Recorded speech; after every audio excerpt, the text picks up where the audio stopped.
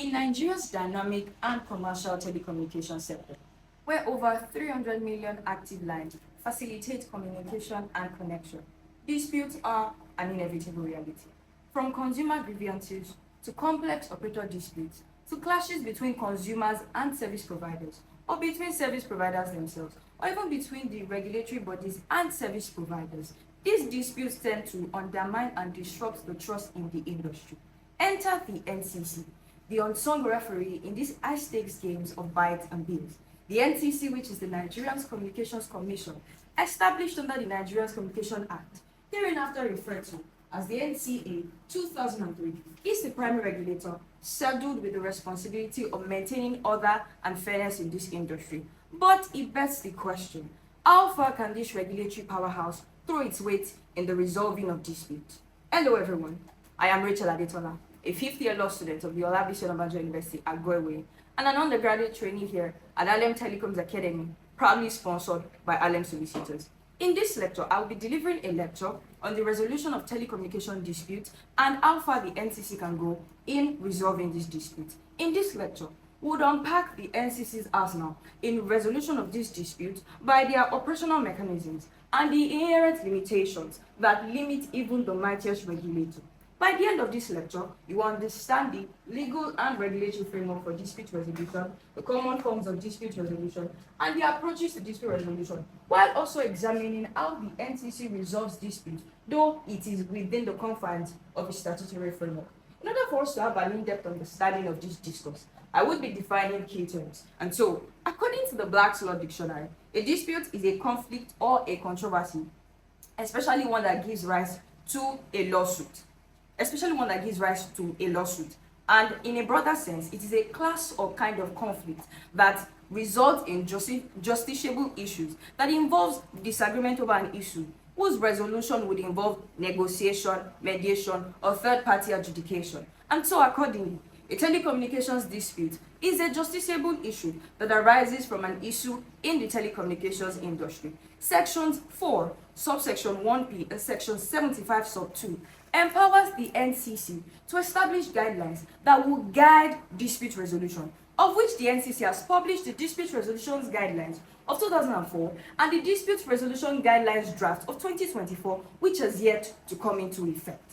By virtue of this forms the legal and regulatory framework for dispute resolution. And so in the telecommunications sector, there are various forms of dispute, and we'll be looking at the different forms of dispute, of which we have the investment dispute. This occurs when regulatory actions, diminish the value of private investment. And so the forms in which the value of private investor stakehold can be diminished might include rebalancing of rates, unfavorable changes to the terms and conditions of the license, or early termination of an incumbent monopoly, which would form a legal basis for an investor to sue. Another type of dispute is the interconnection dispute, which occurs as a result of interconnection of operators in a liberalized market. Interconnection is very pivotal in the telecommunications industry as it affords new entrants the opportunity to provide affordable services and compete effectively and efficiently with dominant operators. However, dominant operators have the economic incentive to not want to interconnect because they want to retain the market monopoly. And so the dispute might arise from a refusal to interconnect, poor interconnection services, or a refusal of these dominant operators to publish reference interconnection offers. Another type of dispute is the consumer dispute, which arises in the course of the delivery of service of the service provider to the consumers. Consumers might claim that the service provider has failed to fulfill its obligations under the telecommunications service contract, which would now result in maybe the different forms will now be services, billings and charges, poor quality of service, misleading advertisement, and many other different forms. Now, competition-related dispute. In a market, dominant operators actually have the incentive to try to reduce market competition, and they do this by refusing to interconnect or discriminatory interconnection practices or giving harsh discriminatory rates or purchasing equipment and facilities that will make it hard for new entrants into the telecommunications world to interconnect. Also, we have the regulator and service provider dispute. This occurs between a regulator and a service provider, Where a service provider might claim that a regulator has not fulfilled its regulatory mandate or has overstepped its bounds in the fulfilling of this regulatory mandate, or the regulator would claim that the service provider has failed to fulfill its obligations under a law, license, or regulatory instrument, then you would ask me, how then are these disputes resolved? 1. Court adjudication. This simply refers to the traditional mechanisms of going to court and can occur in maybe when a party takes a matter to a court that has not been determined by any other dispute resolution procedure, or has been determined and the party seeks the leave of the court to review or redress that decision that has been made by an earlier dispute resolution procedure. 2. Alternative dispute resolution, which is known as ADR, that involves methods or procedures that are alternatively or supplementarily determined to the traditional mechanisms of the court, and this can be in forms of negotiation, which includes communication between the parties involved in the dispute where they come together to have a mutual agreement. Conciliation, which is a non-binding ADR mechanism where a third party, known as the conciliator, tries to help the parties involved in the dispute negotiate the terms of the disagreement. And we have arbitration, which occurs where a person or group of persons known as the arbitrator or the arbitrators adjudicate on a dispute and then impose a binding decision on the parties. In arbitration, it is intended that the decision that was made, which is known as the arbitral award, is to be binding on both parties. Actually, parties to a dispute in the telecom sector are advised to exhaust ADR mechanisms before they go to other forms of dispute resolution. Now we have regulatory adjudication. The NCA 2003 empowers the NCC to adjudicate dispute resolution in the telecommunications sector. Section 4, sub 1p empowers the NCC, and one of the functions of the NCC is in resolving and examining disputes between parties through the different methods or procedures provided by the NCC. Section 73 also empowers the NCC and allows it to exercise its powers in resolving disputes between parties that are subject to the NCA.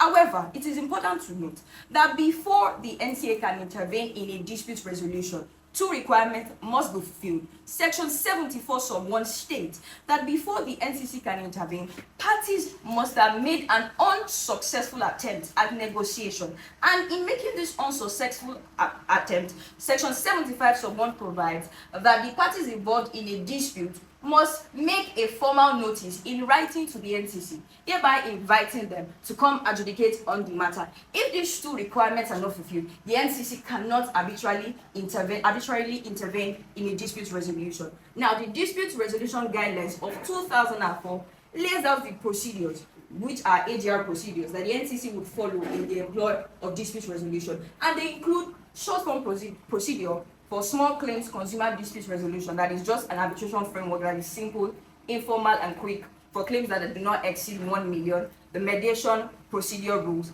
the arbitration rules, and the rules of arbitration for interconnection disputes and issues. All of these are the methods or the procedures that the NCA would employ in the resolution of disputes, which will take us to the crux of this lecture. How far can the NCC go in the resolution of this dispute? Well, the NCC can adjudicate upon disputes and intervene in all of this. The power is not absolute, as it is still restricted by inherent statutory limitations. Foremost is the sectoral scope restriction. Section 73 actually outlines the jurisdiction of the NCC to matters that are matters between parties that are subject to the NCA. And so, if the matter is an extraneous matter to telecommunications, like maybe general commercial contracts that are unrelated to licenses, or third-party disputes that are not governed by the NCA, or other disputes that just fall within an ambit of telecommunications but are not really governed by the NCA, the NCC has no jurisdiction to govern these matters. Also, the NCC overlaps with other regulatory authorities, as seen in the recent case of the Federal Competition and Consumer Protection Commission and MTN, where it was stated that where there's a clash between the FCCPC and the NCC in competition or consumer-related issues and disputes, the FCCPC would prevail over NCC. All of this limits the power of the NCC in the resolution of disputes. Also, the NCC's decision in a dispute is subject to the decision of a court. per section 86 to 88 of the NTA and section 138 of the NTA, it states that where a party is dissatisfied with the decision of the NCC, it can ask the NCC to review this decision, and if it is still dissatisfied, it can then address or seek redress in the court. The court therefore now possesses plenary powers to confirm, vary, or reverse the decisions of the NCC or remit the matter for hearing in the court. This appellate mechanism actually limits the authority and the jurisdiction of the NCC. Also, the NCC cannot unilaterally or arbitrarily intervene in disputes unless formally invited by the parties in question. And so, according to section 74 sub 1 and section 75 sub 1, if the NCC is not formally notified but through writing to come intervene in the dispute, they cannot intervene in the dispute. And so we see that even though the NCC is the regulatory powerhouse, is the chief adjudicator for dispute resolutions in the telecom sector, it is still bound and limited to the statutory circumstances in the telecommunications sector. And so in conclusion, while the NCC, through its dispute resolution mechanisms, has strived to foster a stable and consumer-centric telecommunications industry, it is still limited by limitations that prioritize, prioritize sectoral focus and the interest of the consumers. And now, at the end of this lecture, we've seen how that though the NCC's power to adjudicate disputes is chief, it is not absolute. And so, I have come to the end of this lecture. For more information, kindly visit our website at www.adamsolicitors.com or the official website of the NCC, www.ncc.gov.ng. Thank you for listening.